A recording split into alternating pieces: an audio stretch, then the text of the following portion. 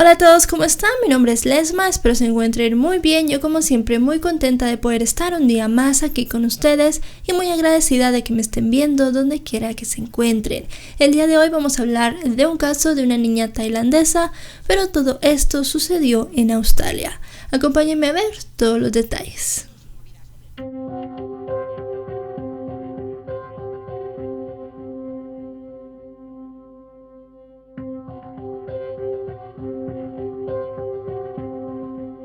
Siriakon Siribun, mejor conocida como Bun, nació el día 30 de noviembre de 1997 en Tailandia. Ella fue la menor de 2 hermanas. La familia convivía todos juntos durante los primeros años de Bun, madre, padre y las 2 pequeñas. A pesar de que las niñas se llevaban 7 años entre sí, tenían una muy buena relación. Pero cuando Bun era muy pequeña, sus padres se separaron. En ese momento su padre decidió que ya no quería ser parte de su vida y realmente luego de irse de casa no tuvo ninguna relación con ninguna de las 2. Las menores se quedaron 100% al cuidado de su madre, una mujer de nombre Vanida. En el año 2004, Vanida toma unas pequeñas vacaciones. Viaja desde Tailandia hacia Australia. Allí conoce a un hombre de nombre Fred y comienzan a llevarse muy bien. Cuando el viaje termina y ella tiene que regresar hacia Tailandia, él le pide su número de teléfono, correo electrónico y comienzan a escribirse cartas, a hablar por teléfono y a tener una relación más o menos a distancia. Esta relación a distancia dura 2 años. En el año 2006, Fred vuela desde Australia hasta Tailandia para poder estar una temporada tanto con Vanida como con sus hijas. En el primer viaje, Vanida fue sola, así que Fred no conocía a ninguna de las 2 niñas. Pero desde el primer momento en el que las conoció, realmente se llevaron muy bien. Las niñas estaban encantadas con él y él con ellas. Era tanta la buena relación que tenían que las niñas comenzaron a llamarle papá y él las trataba como si fueran sus hijas y se refería a ellas como sus hijas. Luego de que Fred estuviera unos meses en Tailandia, él y Vanida deciden casarse. Comienzan unos negocios porque el plan primero era vivir en Tailandia, no en Australia. Pero con el paso del tiempo, estos negocios no van muy bien y comienzan a tener problemas económicos. Es allí cuando Fred toma una decisión. Volverá a Australia, pero no se irá solo. Se llevará a Vanida y a las 2 niñas. Él se va primero a finales del año 2007 y luego de eso, a mediados del año 2008, tanto Vanida como las 2 niñas pueden ingresar a Australia. Tardaron un poco más debido a diversos trámites migratorios. Fred no había adoptado en sí a las niñas, así que el hecho de que ellas salieran de Tailandia tenía que tener la autorización del papá y muchas otras cosas más, muchos trámites y papeleos que tuvieron que hacer, pero al final de cuentas la familia se pudo reunir. Ellos compraron una casa en el estado de Victoria, más específicamente en la ciudad de Melbourne, y ahí comenzaron a tener su nueva vida. Cuando llegaron las 2 niñas realmente no sabían mucho inglés, sabían cosas muy básicas con las que se comunicaban con Fred, pero realmente no tenían un buen dominio del idioma, ya que Fred había aprendido tailandés y de esa forma era en la que ellos se comunicaban. Llegando a Australia tenían que aprender sí o sí inglés. Bun lo aprendió más rápido que su hermana mayor. Ella siempre fue descrita como una niña muy inteligente, una niña muy centrada en lo que quería y que además de todo le gustaba estudiar. Cuando ambas tuvieron el nivel necesario de inglés, pudieron ingresar al colegio. Allí Bun se destacó por sus buenas notas en las matemáticas. Si bien al principio también era una niña muy tímida, cuando comenzaba a convivir con los compañeros, todos la describieron como una joven muy dulce, que ayudaba mucho a los demás y que siempre quería que todos estuvieran felices. Parecía que la experiencia de Bun en la escuela era muy buena, ya que ella todas las mañanas se mostraba muy emocionada por ir. Nunca inventó que estaba enferma, que se sentía mal o algo así para poder faltar, sino que siempre era la primera en levantarse y en estar lista para irse. Fred consiguió un trabajo en una fábrica como obrero en el turno de noche, mientras que Vanida consiguió un trabajo de limpieza a medio tiempo. Poco a poco la familia comenzó a tener su patrimonio y comenzó a salir adelante, y parecía que todo les iba muy bien en la vida. Fue hasta el día 2 de junio del año 2011. Ese día 2 de junio del año 2011 comenzó todo muy normal para la familia. En ese momento Boone tenía 13 años, su hermana tenía casi 20. Ella iba todavía al colegio mientras su hermana estaba pensando en qué hacer. Estaba decidiendo en seguir a la universidad o estudiar todavía más inglés, ya que ella en sí no lo tenía tan preparado y le había costado un poco sacarse el diploma del bachillerato, así que realmente estaba pensando qué hacer con su vida. Además de eso, su padrastro Fred regresaba del turno de noche directamente a la cama a dormir. Su madre Vanida tenía la mañana libre, así que se iba a quedar haciendo algunas cosas con su hija en la casa. Boone tomó sus cosas y se fue a la escuela entre las 8:15 y las 8:20 más o menos. Estaba lloviendo y muchos niños fueron llevados a la escuela por sus padres. Boone quiso caminar porque no quería que Fred se despertara luego de haber estado trabajando toda la noche. Para ella la lluvia no era tan fuerte, así que podía caminar. Tomó obviamente su impermeable y todas sus cosas para la lluvia y se fue tranquilamente. La mañana transcurrió con normalidad. La niña llegaba entre las 3:30 y las 3:45 a la casa. Ese día ya eran las 4 de la tarde y no había señales de Boone. Comenzaron a ponerse un poco inquietos, pero pensaron que tal vez se había quedado hablando con amigas, se había quedado viendo alguna tarea o simplemente se había retrasado por otro motivo porque venía caminando más despacio o muchas otras cosas más. Pero a las 4 de la tarde también se recibió una llamada que puso muy nerviosos a los padres de Boone. Era Diama, la mejor amiga de Boone. Ella le dijo a Fred que si le podía dar un mensaje a Boone y él dijo que estaba bien. La niña le dijo que le recordara que al día siguiente tenían práctica del equipo de fútbol. Fred se mostró un poco inquieto y le preguntó a Diama que por qué no le había dicho eso a Boone en la escuela. En ese momento la niña también se sintió un poco inquieta porque realmente Boone no había ido al colegio. Ese día ella no había asistido a clases. Ahí Fred se puso muy nervioso y decidió decirle a su esposa lo que estaba pasando. Ellos fueron directamente a la escuela para hablar con la directora y con la profesora y ver qué había pasado realmente, porque para ellos Boone había salido al colegio, había salido a la escuela y no era una niña que se escapara. En la escuela la directora le dijo que sí, que ella era consciente que Boone no había llegado. La maestra obviamente también era consciente de esto, pero que ellas no llegaron a llamarlos para preguntarles porque asumieron que la niña estaba enferma. Usualmente llamaban a las casas de los padres cuando los niños faltaban, cuando eran jóvenes muy rebeldes, que ya tenían antecedentes o que se habían escapado ya en alguna que otra ocasión. Y esto era para comprobar si se habían escapado, si estaban enfermos y que luego los padres supieran lo que habían estado haciendo. Pero como Boone era tan responsable, ellas simplemente asumieron que estaba enferma y que al día siguiente se presentaría, que tal vez a los padres se les había pasado a llamar o que simple y sencillamente no habían querido hacerlo.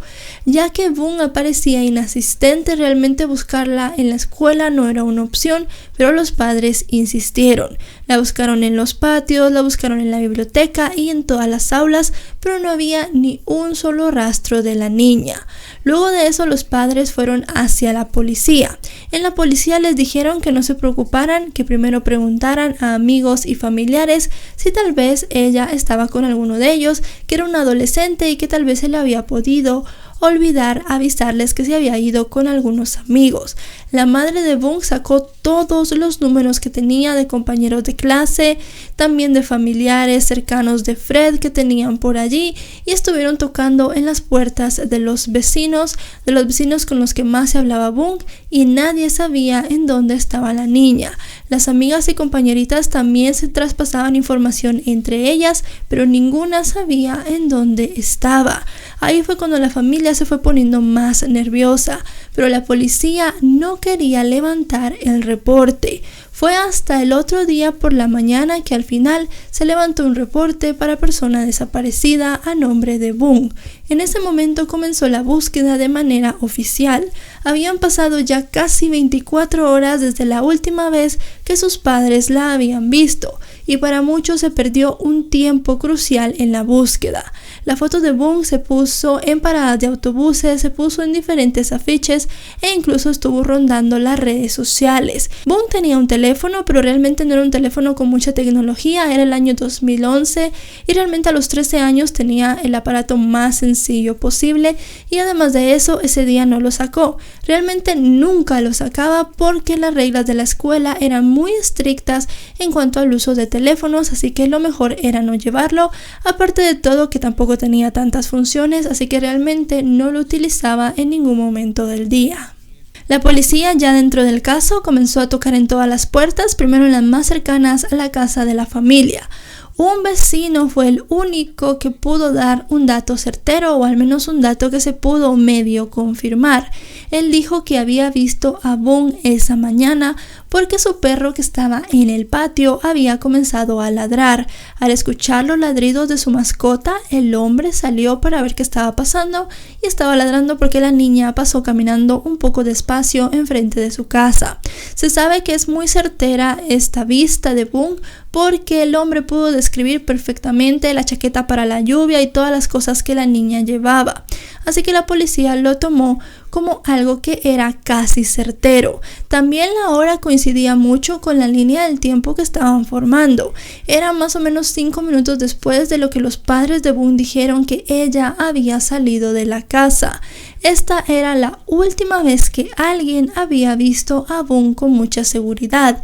Llegaron muchas pistas que al final no se pudieron comprobar, así que en toda la carpeta de investigación solamente quedó constatada como real esta declaración. Se revisaron más de 70 casas en toda la zona. La policía fue tocando puerta por puerta y revisando las casas más aledañas, tanto al perímetro de la casa de la niña como al perímetro del colegio, pero no encontraron ni una sola pista. Además de eso, se entrevistaron a muchísimos más vecinos. Fueron llevadas 500 personas a la comisaría para tomarle su declaración y además de eso, en la zona había cerca de 250 depredadores sexuales, los cuales ya habían cumplido condena y estaban en una base de datos. A todas estas personas también se les entrevistó, pero no se pudo encontrar nada. Allí ya comenzaban a pensar que Boone había desaparecido sin que nadie viera absolutamente nada. Era como si se hubiese esfumado o la tierra se lo hubiese tragado, porque no había ni pistas, indicios, algo tirado, nada que pudiera darles a entender qué había pasado con la chica. Comenzaron a revisar la computadora de la casa y ahí vieron algo. Boone tenía 3 perfiles de redes sociales diferentes, 3 perfiles en Facebook y 1 en MySpace. El problema con estos perfiles era el siguiente: todos tenían un nombre diferente y al final ninguno era su nombre real, todos eran nombres falsos.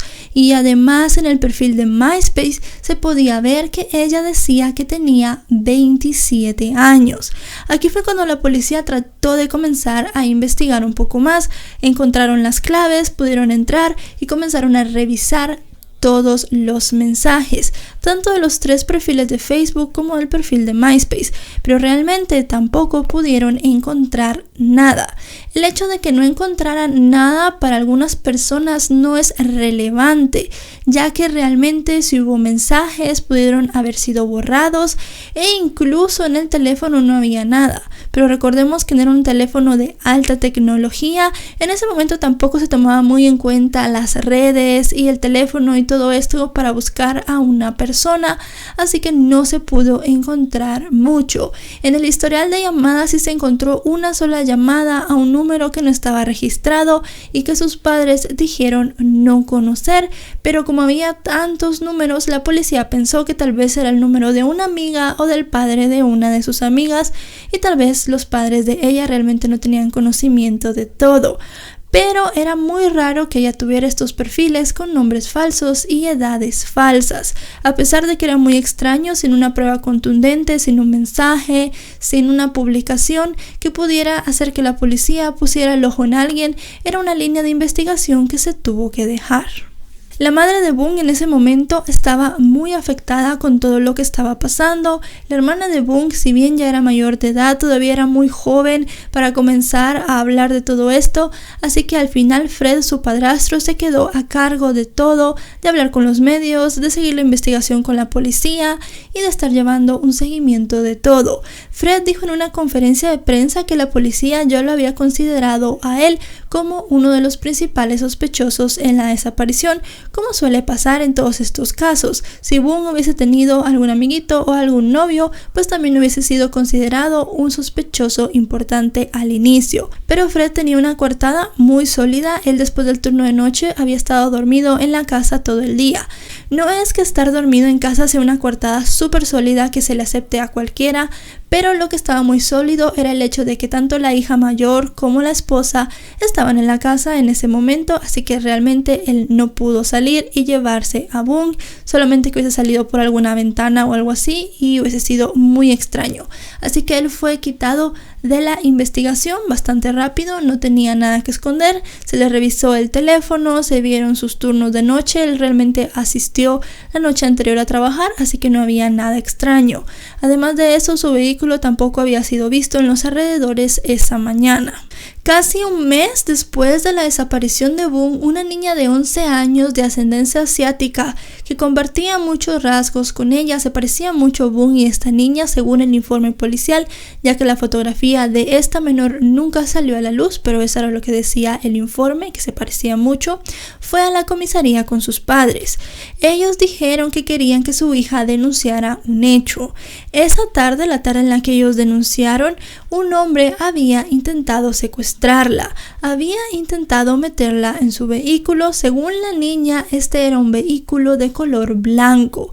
Describió al hombre como un hombre alto, canoso, entre 50 y 60 años, caucásico, y además de eso que tenía algo muy distintivo, y es que llevaba en la boca una mascarilla. Así que la niña realmente no puede hacer un retrato hablado, sino que dio estas características. Dijo que no podía recordar más, pero mientras ella iba caminando, este hombre había intentado meterla en su vehículo.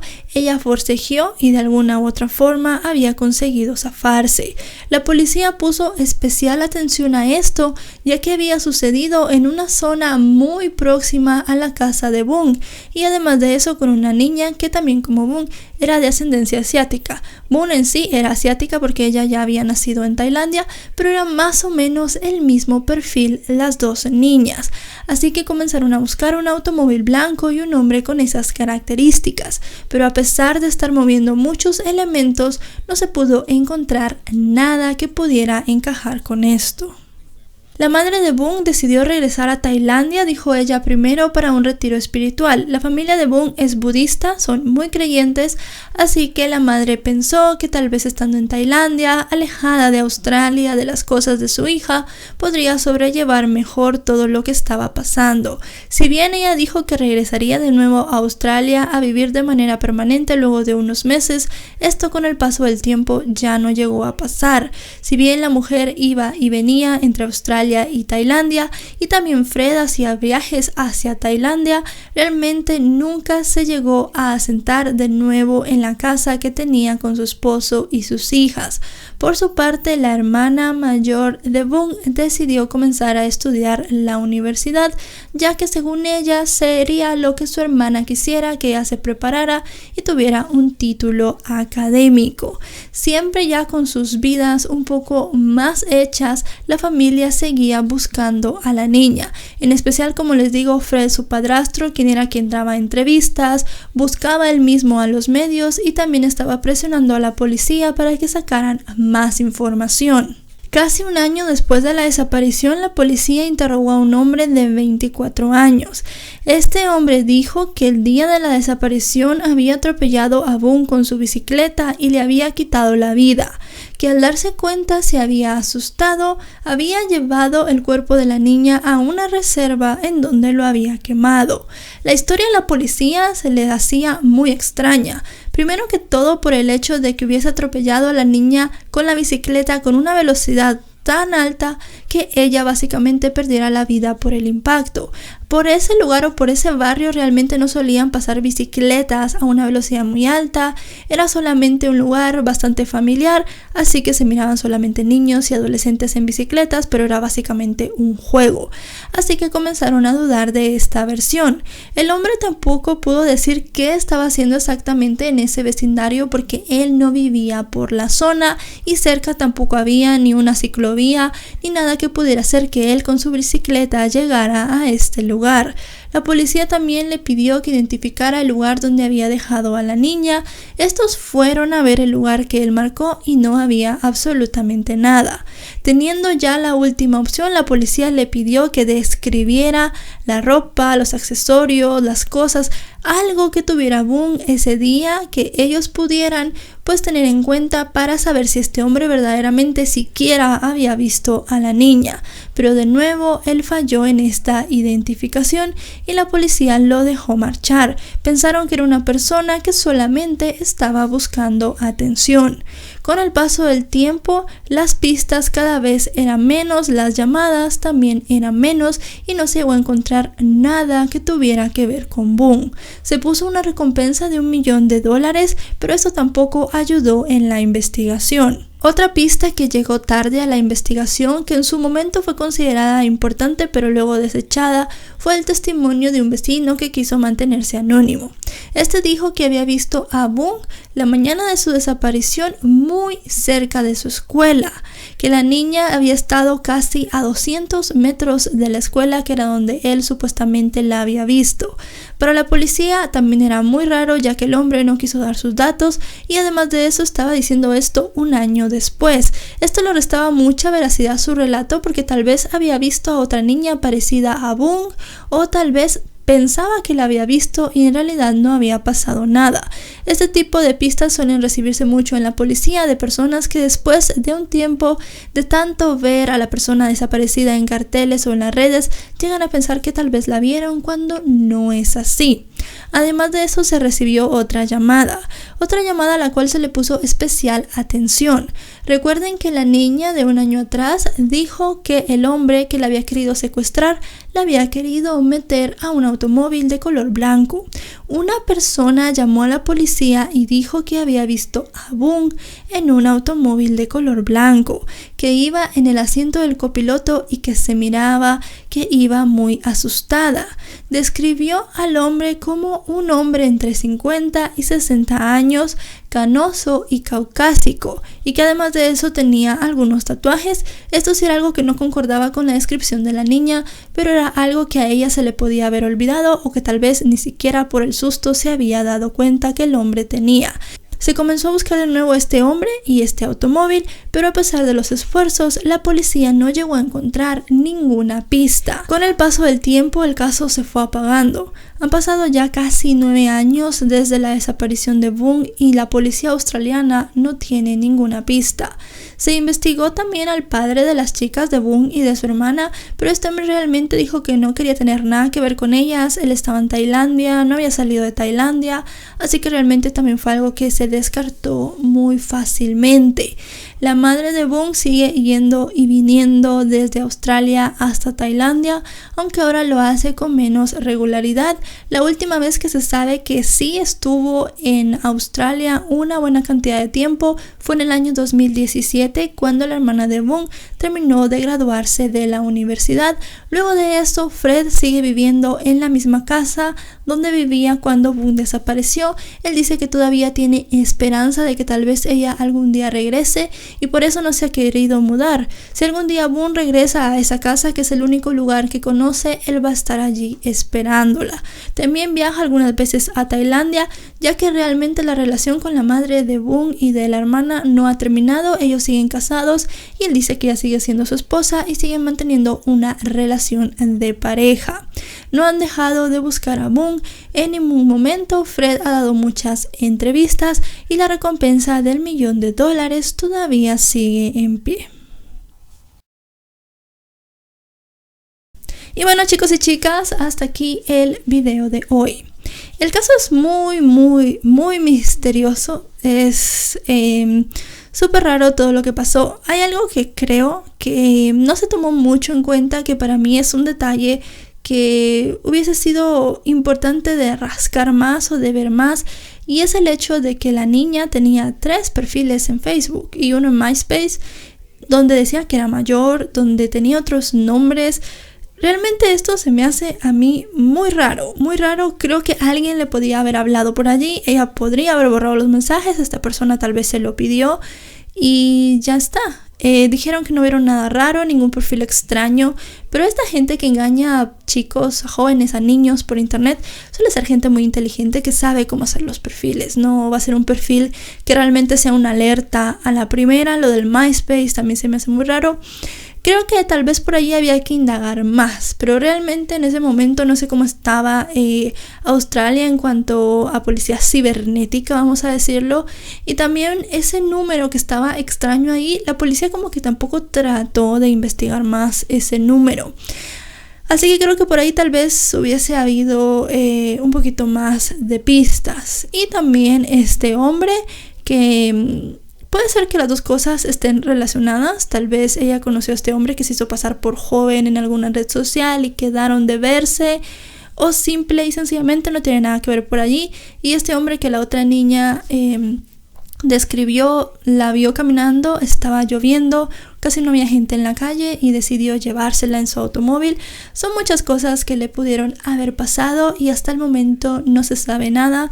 Han pasado ya muchos años. Ella ya sería una persona mayor que seguramente estaría estudiando porque le gustaba mucho estudiar, y al final de cuentas seguramente tenía muchos sueños y muchas ilusiones, cosas que ya no llegó a tener, y tampoco su familia realmente ha podido tener un descanso porque en sí no saben qué le pasó. Mi nombre es Ledma. Si este video les ha parecido informativo, recuerden darle un me gusta, suscríbanse si no lo están, actualizo 3 o 4 veces por semana, y si tienen la campanita pueden ser los primeros en ver estos videos. Mis 2 canales y mis redes sociales van a estar en la descripción de este video. Nos vemos hasta otro caso. Adiós.